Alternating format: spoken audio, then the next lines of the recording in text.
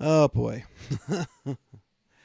As the Sharks finish up a busy trade deadline, they have a chance to gain ground on idle St. Louis and Arizona losing to Colorado, and they lay a goose egg.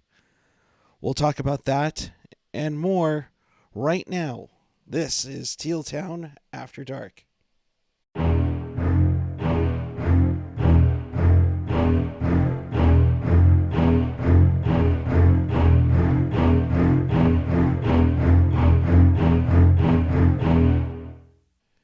Good evening, everyone. It is April 12th, 2021. Dad, if you're watching, happy birthday. Welcome to Teal Town After Dark.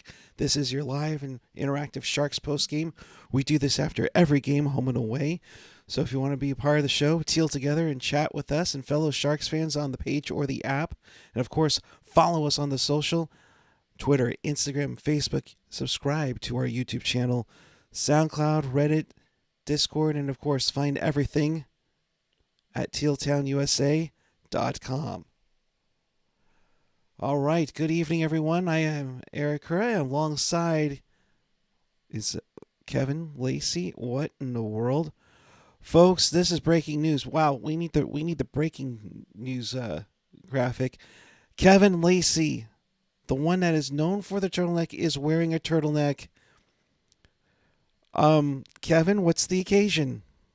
The occasion is that we needed a little pick-me-up, and all season long in the chat, everyone's been saying, why isn't Kevin wearing turtlenecks anymore? And where's the turtleneck? And why isn't Kevin on the Peloton and wearing a turtleneck and things of that nature? And so, we needed a little pick-me-up tonight. So I was going to wear my Hockey is for Everyone jersey, Nice. but hockey apparently was not for the Sharks tonight. Oh, so damn. I decided to wear the turtleneck, the official starter team worn Turtleneck. 1992 turtleneck. So there we go. Nice. Looking sharp. 91 club, baby. Looking sharp tonight. I will apologize for my voice. Some throat issues were going you on. screaming at the TV the whole time? What Yeah, happened to your voice? according to Steve Rector, I have been.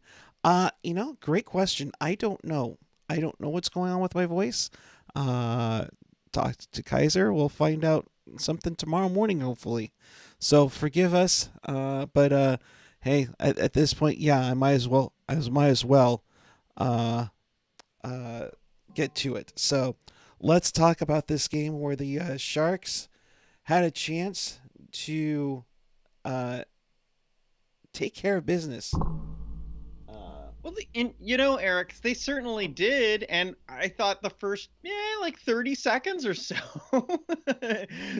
the Sharks and the Ducks both came to play for 90 seconds. Like, it was awesome. What a start. Those both, end to end, it was crazy. I thought, this is going to be some kind of hockey game. I thought the Sharks were trying to set the record for the fastest goal in team history. Right off the face-off, Donato goes up, and I mean, we didn't even have a clock in the score in the top left corner because they were showing the lines graphic. But I was thinking 6 seconds, Ryan Donato might get a goal. Didn't happen. Then the Ducks go the other way, and then the Sharks go the back, and that was the best part of the game. Yeah, and if you turned it off after the first 90 seconds, you missed one hell of a game. I'm not sure about that, but maybe if you're a Ducks fan, you did. I mean, my goodness. Kevin, you're getting some love here, by the way. Bring back Peloton, Kevin. Kevin's just trying to bring some mojo. Maybe we all need turtlenecks. Yes, if we could ever find those turtlenecks on eBay, that would be something special. That's where I ended up getting mine. Was they had them in black and teal. Get yours on the Sharks eBay, not Fanatics website. Boy, that's what I'm talking about. While we're excited about that, unfortunately, nothing too exciting about this one. Minute 59 in. I guess he's a shark killer. He's taken over the thing for Corey Perry and Ryan Getzlaf. Maxime Comtois. Again, a nice little tip in front to make it 1-0 Sharks.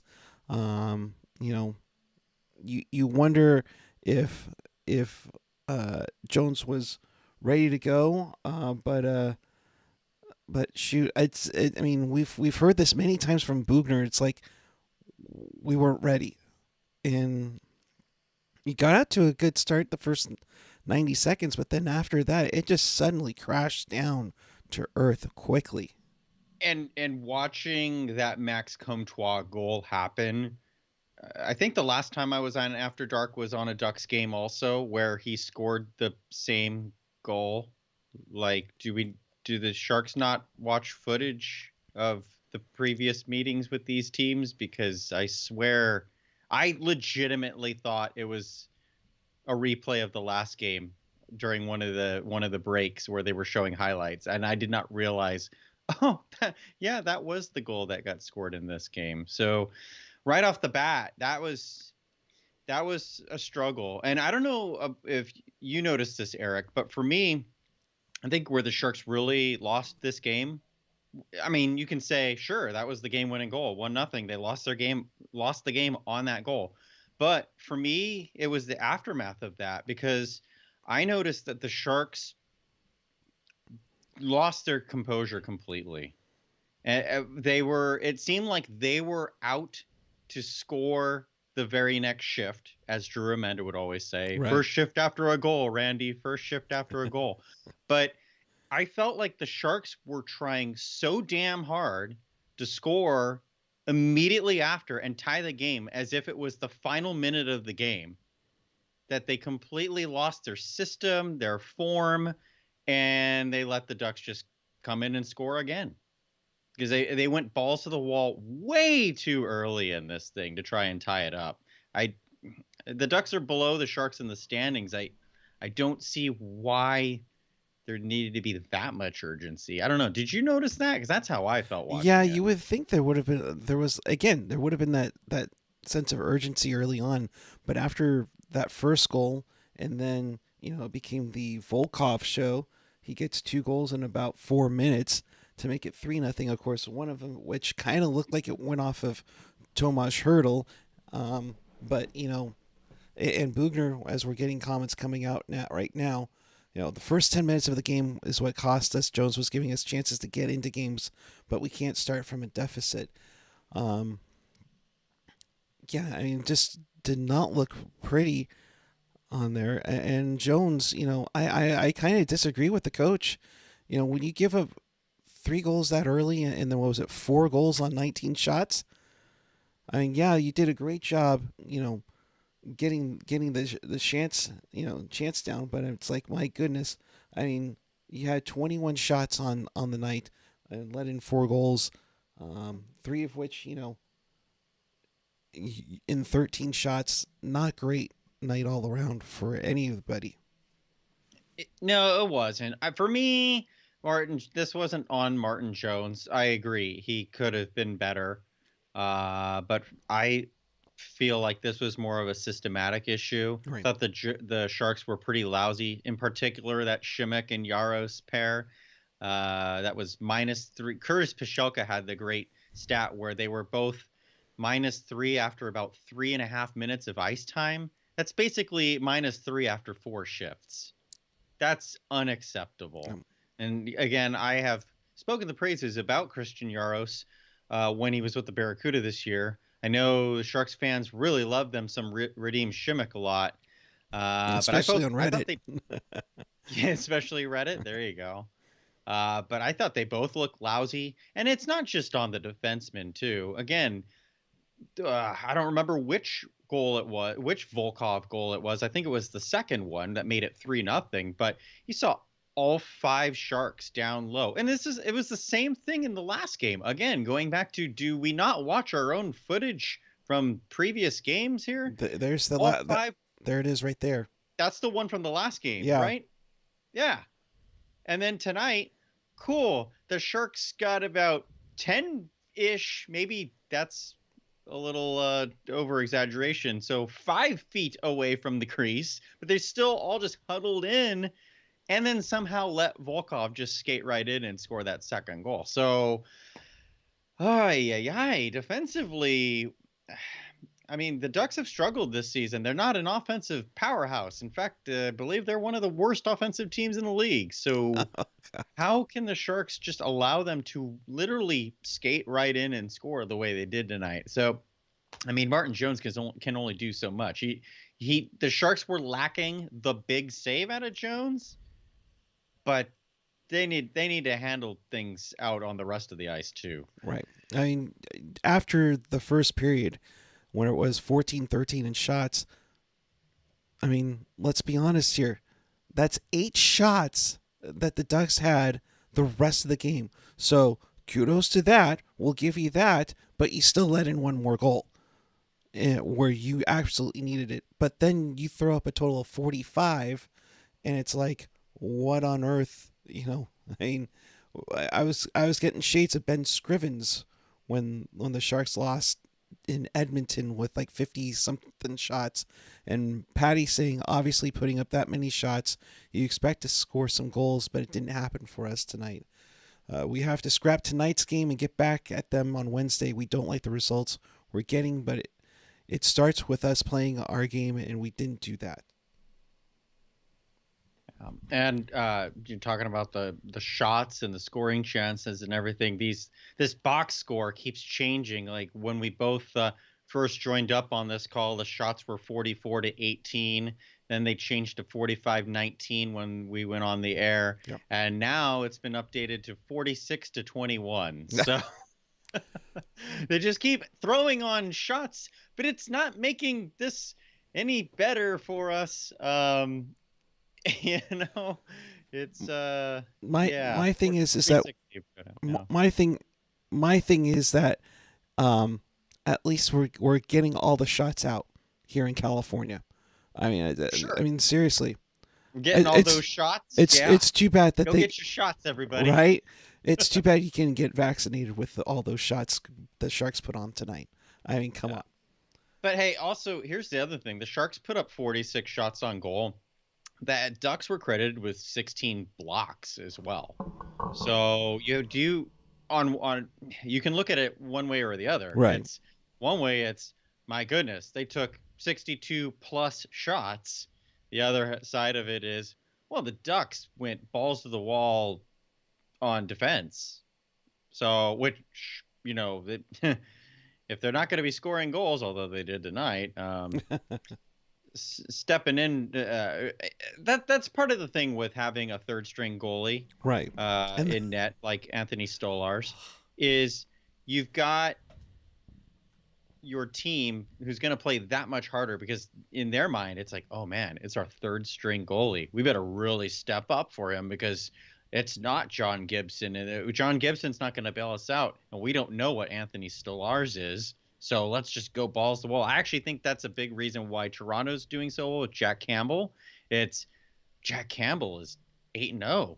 We should see how long this goes. Oh, now he's 9-0. Oh, he's 10-0. Let's keep going, guys. Like, I think that mentality is what led the Ducks to this victory tonight. Is we've got Stolarz in net. Let's do this for him.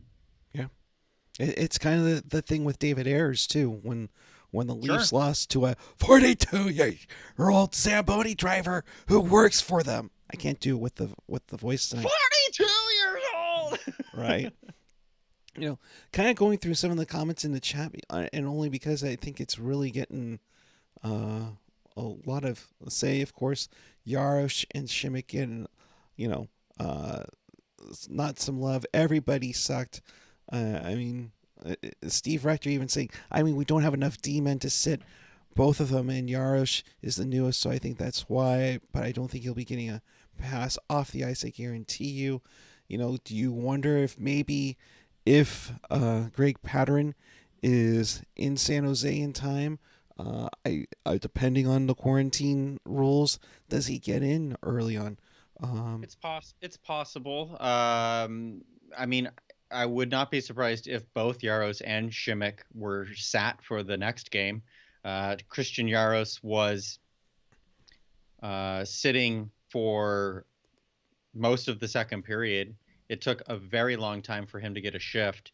He did eventually get minimal ice time there. I don't know what his final ice time totals was. I can pull it up right now, but under 11 minutes. So that Jeez. means that he saw 6-ish minutes of ice time in the second and the third periods total. So, but at the same time, that's Bob Bugner saying, you guys were terrible, but I can't have you sitting for 50 minutes. If you're gonna sit a young kid like Christian Yaros for 50 minutes, there's no going back from that, I feel like. Yeah. So I'm glad that he eventually got him back in, minimal ice time, but hopefully that sinks in for the kid and says, hey, you may have been a really good AHLer, but this is your second NHL organization, and we expect better from you. Otherwise, you're going to be on to your third or not in the NHL at all. Right. And we mentioned on our show earlier today on Teal Town Live, I think it was on Teal Town Live, how Jake Middleton has been playing better minutes lately for the Barracuda. I think Nick Meloche is playing his best hockey since joining this organization right now. So just you're talking about Patterin possibly coming in, and he's certainly an option, a proven option. But we'll see when he gets here. But I wouldn't be surprised if we see someone like Meloche get called up into the next game. And he was on the roster opening night when they played the Desert Dogs.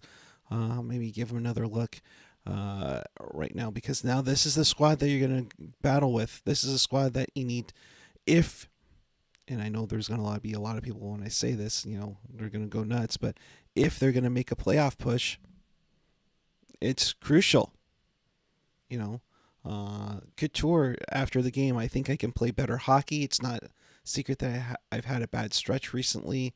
Feels like I haven't scored in 50 games. My game needs to get to another level. You like the honesty from Couture, but my goodness, come on.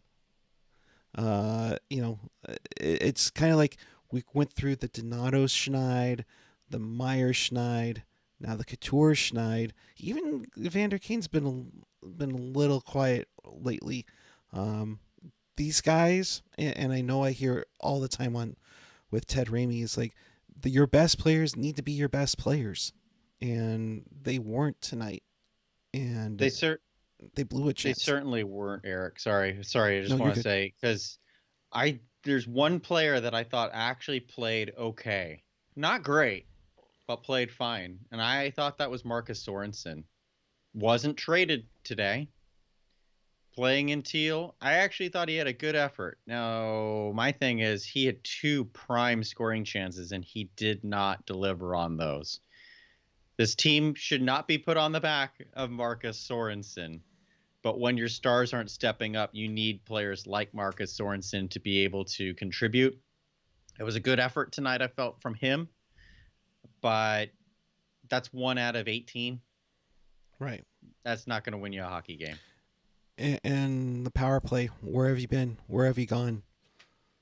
It got to the point tonight where in the third period, the Ducks were just throwing cross checks and had no problem with it. Because why? Because the guys weren't giving it, weren't making them pay on the power play. Yeah. And when you have that happen, you're going to get what happened in 2006 with the Sharks and Oilers, where they're just going to take liberties and say, we don't give a crap if we're going to the box. You guys can't score on the damn power play. I mean, come on, boys. You went 0 for 6 tonight. You can't have that. And you didn't look good either on the power play. That's the worst thing. No, they did not. And I'm glad you did bring that up, because it wasn't like the Sharks didn't have the opportunities. It wasn't like the Sharks threw up 46 shots on goal and 30 of them were just throwaway shots. Right. The Sharks did have some good opportunities, but they had they had chances to put up great offensive zone time with all those power plays, and it was very flat. Very flat. In fact, I felt like the Sharks were flatter on their power play than most of the rest of the game. Which is So scary, I think. not making the Ducks pay at all. Yeah. And then, of course, the worst part that makes everything fall apart, Knizhov and Hurdle fall, smack themselves in the face. Hurdle looked like he had some issues. He went to the dressing room early before the game was over, and this was about minute and a half to go. Bugner saying I think he just got a little rattled, but I think Hurdle is fine. So we'll hopefully get some more info on that. But I mean, I think he's okay. yeah, But it was like the microcosm of the whole game. yeah, Like, no, just not on the same page, not hitting passes, not getting. You're definitely getting shots on goal. I mean, kudos for 46 shots on goal, but you you got nothing past a third string goaltender tonight. And you should be feeling insulted that a third string goaltender, not John Gibson, who lay an egg at the All Star game in San Jose, not Ryan Miller, longtime legend. No, it was Anthony Stolarz with 46 saves. I mean, come on. yeah, and I don't want to discredit Stolarz too much because I think he is a talented goalie. The reason why he's not Absolutely. an NHL goalie is he's not a consistent. He's just not consistent. Very athletic for being 6'6". In fact, or 6'5", 6'6". In fact, watching him tonight, I was thinking, well, this might be Magnus Krona in a few years, who the Sharks acquired today. But I don't, he's good enough to get by for spot duty, and unfortunately for the Sharks, tonight was one of those spots. I feel like if the Sharks were to play the Ducks again, play him again, you might see a 4-2 outcome in our favor. But I really feel like the Sharks lost this game after giving up that first goal, where they just decided to throw the system out the door and play a last minute philosophy. And so when it came time to play the remaining 45 minutes or whatever it was after 3-0, that was your scrimmage time. Like there was I think the frustrating thing for me, Erik, was watching the second and third period and feel like, so what time's the flight? You know, Right? I wish they were getting on a flight, but they got to play them on Wednesday. But you make a good point, Kevin. It's like, yeah, what are we gonna do now, boys? yeah. Listen, Is the trade deadline over yet? Can we you know, uh, yeah, yeah, the trade deadline's over. You know why I know? Because Martin Jones, has struggled since his he's competition. struggled since the trade deadline? That's not fair. Well, think about it. How did he look against LA? He didn't look great. He didn't look great tonight either. I mean, honestly, 4 goals. I mean, have we added 2 more shots to the shot total now? It's I like, better check. yeah. I mean, that's. No, it's still 46-21. I think we're safe now. I mean, they lost 4-2 to LA on Saturday. You know, And this is why Ian and I we try to keep it real for the fans out there watching. Thank you for watching tonight. absolutely, Obviously, really appreciate it. But this is why we try and keep it real, because keep our expectations tempered. Because sure, the Sharks mathematically are still in this playoff picture. They're not too far out of it points wise. They can still make a push. They have a friendly schedule. But at the same time, are the Sharks a good enough team to beat the teams below them, like Anaheim and LA? On most nights, yes, but not on all nights. And sometimes you'll see top teams lose to the bottom teams once in a while too. absolutely, But when the Sharks haven't beaten any of the top teams this year and are still losing the occasional game to LA and Anaheim, that's where I know Anthony in the chat earlier said, just tank, just tank. right, Tanking is a hard thing to go through. And while I do definitely, for me, I'm like, yeah, let's do it. Realistically, I don't want to go through that. None of us want to go through that. yeah, So we want the Sharks to, if the Sharks are going to lose, be competitive. And tonight the Sharks were not competitive. no, They weren't competitive. I mean, yes, I'll give them credit. 46 shots on goal, and yes, there are a lot of people saying it's not just Jones. And I don't think it's just It's not Jones. just Jones. It's a defensive system as well. You know, obviously, Yep. I mean, that's the tough part. Um, And here, I'm going to do this for AJ because AJ and I get into it all the time about Erik oh Karlsson. boy, here we go. I thought Brett Hedican made an amazing point tonight, which is Erik Karlsson is an extremely talented player. I'm paraphrasing that. An extremely talented player. But sometimes when he's out there, he chooses to try and make the talented play instead of the right play. And so the Sharks, I don't know who caused the 5 giveaways tonight, but the Sharks gave up the puck 5 to the Ducks just once. Sure, that'll happen when you have the puck more than the other team. But things like that with Karlsson making boneheaded plays because he's trying to make up for the Sharks' lack of energy, offense, system, whatever it is. Putting the team on his shoulders, I'll give him credit for that. But you have to pick your spots.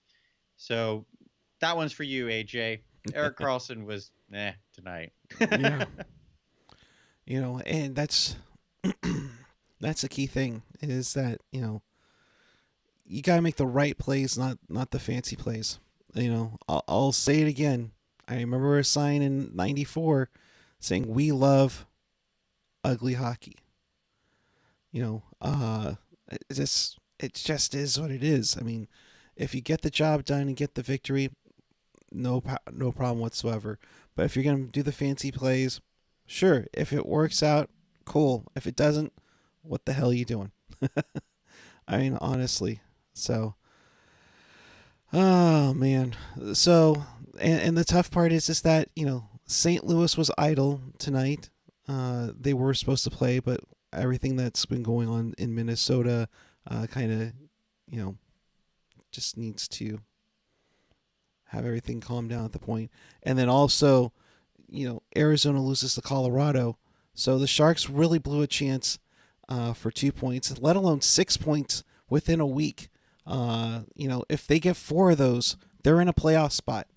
You throw in Vegas coming back in those 2 games in March, they're in a playoff spot. You throw in the 2 losses to Arizona, you get 1 of those, you're in the race. Let alone if you get both of them, you're in a playoff spot. They are on the cusp, which makes things a lot worse, especially a lot worse than my voice. But that's where the frustrating part is that this team is right on the cusp if it can play well. I assume you want to respond to what AJ just posted. Yeah, it was funny. I like that. Oh yeah, you gotta. Are you saying Erik Karlsson tries to make the $11.5 million play when when you only need him to make the $3.7 million play? Yeah, that's pretty much it. Right? Seriously. Maybe that's why Greg Patteron's making $2.25 million. Eesh. But Oh. yeah, I mean, there are a lot of things you can dissect about this game that you can say A, B, C, D, E, F, G, and I were all wrong tonight.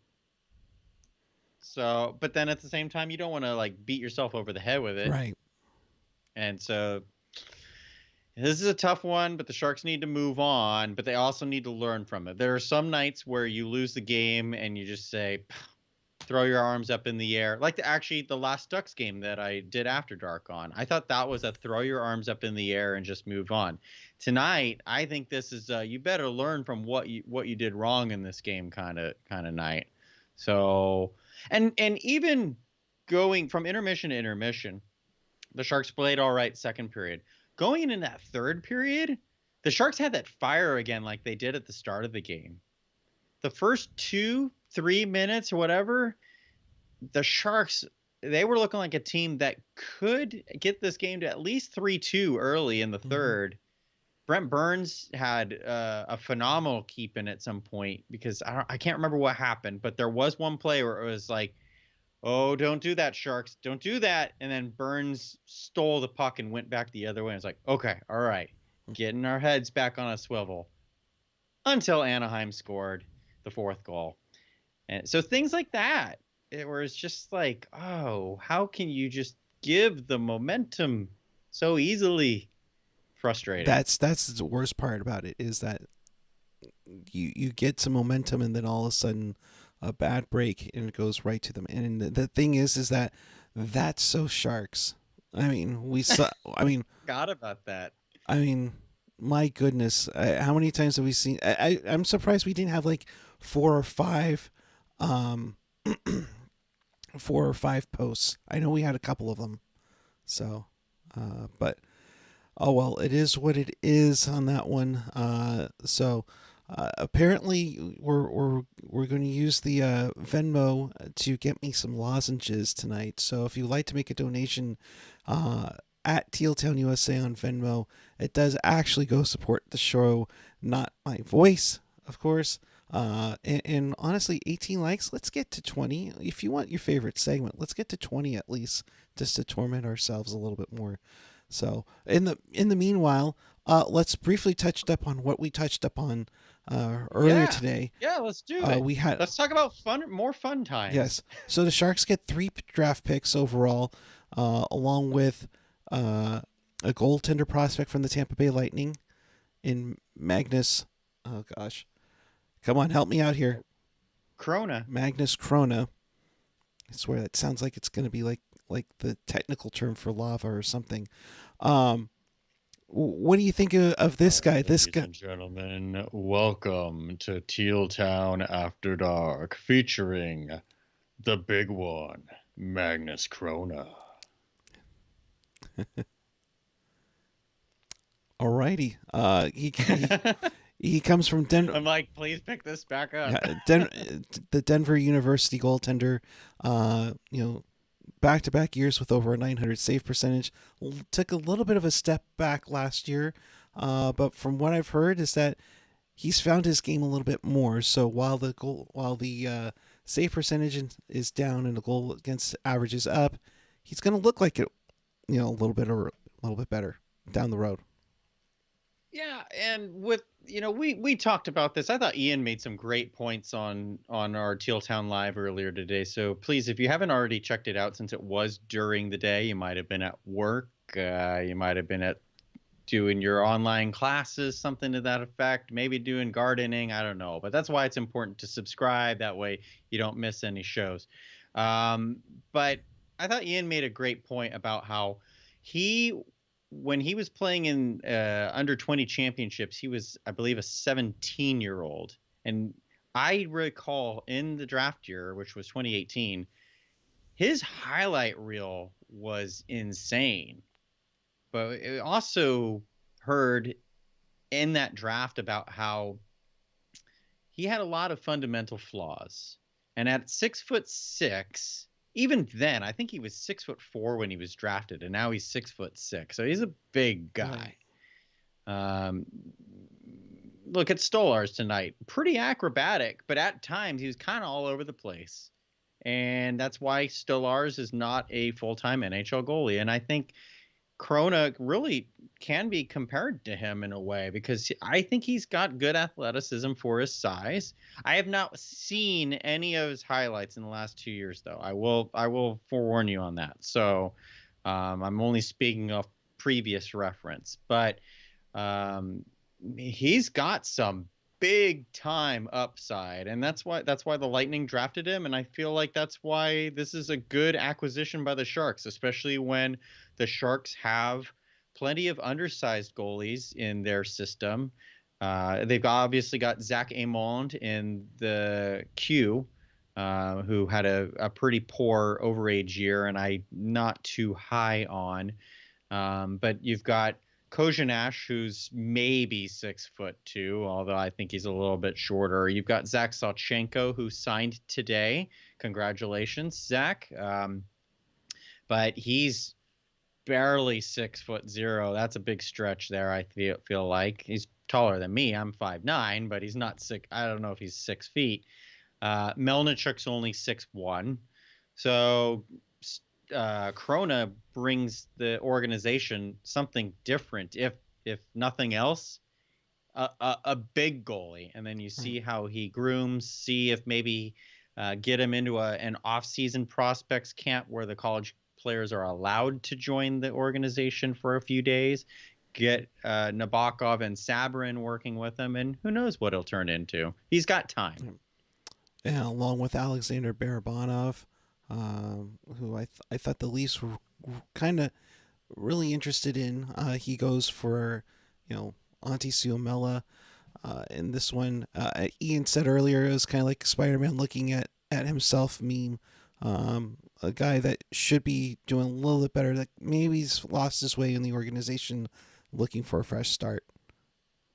Yeah, and Barabanov had he was a coveted player out of the KHL. In fact, I looked for it, but it's been drowned out by articles about the Sharks' acquisition of Barabanov. But I swear I saw something last year that the Sharks were trying to sign him from the KHL. So this is a player that, if I'm correct, the scouting staff has had their eye on for a while. This is probably going to be the case of it just being a cup of coffee.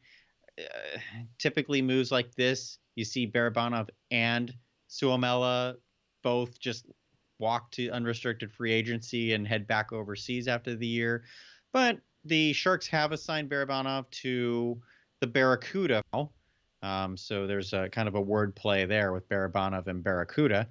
But we'll see if he can regain some confidence here, but maybe earn himself a call up, because he is a talented player. Just time's not on his side, being 26 years old and already now being on his second organization in his first year in North America. Yeah, So yeah. Juice's shoeless. Saying Shang Peng, good friend of the show, says scouts are saying Barabanov should be in the lineup over some other players. Let's see what happens. I mean, there's plenty of time for that to get a cup of coffee with the Sharks. It remains to be seen how that will go out there. and he might not be with the Barracuda for very long. This might be just his intro to the organization, get a couple of games, see what they've got, and then bring him over to the taxi squad, and then move on from there. Exactly. I'm trying to remember who. Oh, Yaros. That's what they did with Christian Yaros. I think they did that with Clayson even there, and Frederick Clayson was traded Mm-hmm. today. But I believe they did that with him, so might not be too long. Also, Deuces in the chat said he was hoping we would have signed Tomas Bordeleau, who was the second round pick, I believe, from the Sharks from this last year. I don't see what the rush is. The Sharks have so many bodies on their organization right now. I don't want Bordeleau to get lost in the shuffle. I'd rather just see him play another year in college next year, continue his success, and then maybe get a look after that. And get a year or two with Michigan. Might have to do, uh, maybe be ready to make his way up into the NHL like another former, uh, college star that made it in there. I don't, Chopovelsky. Excuse me, I coughed there. Briefly to kind of wrap this up, the Sharks were part of a 3-team trade with Chicago and Vegas that got the Sharks a 5th-round pick. But the curious case of Nick DeSimone in this, forget about Matthias Janmark and all that stuff, but how Nick DeSimone was traded from the Sharks to Vegas, but then Vegas brought him back to the Barracuda. Why would they do that? We discussed this, possible reasons for why Nick DeSimone would be involved in a trade, because it seemed like the what the Sharks gave up should have been enough to only acquire a 5th Mm-hmm. round pick, and yet they gave up Nick DeSimone as part of it as well. But thanks to Sinbin Vegas for throwing it out there that Nick DeSimone is expected, or I don't know if it's actually been announced yet, but it is anticipated he will return with the Barracuda. because of league rules stating that when you have a 3-team trade that involves salary retention, the team retaining salary must include a player as part of the trade. So Nick DeSimone is truly a paper transaction. Henderson, the Vegas organization is a lot like the Sharks organization, where they have way too many bodies, not as many as us, but way too many bodies for the teams that they field. So Nick DeSimone there's no need for Henderson to acquire him. So hey, cool, he's still with the Sharks. Party. I'm happy about that.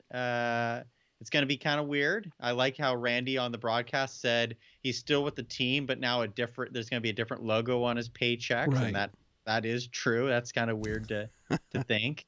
And then I think the one sad thing with Nick DeSimone is that, I was talking earlier about, maybe Nick Milosh gets in the next game, or Jake Middleton's been playing better. Maybe he gets a call up. You know who won't be called up?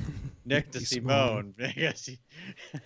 Go We figure. did see the Sharks do this 4 or 5 years ago with Raffi Torres, where they traded him to Toronto.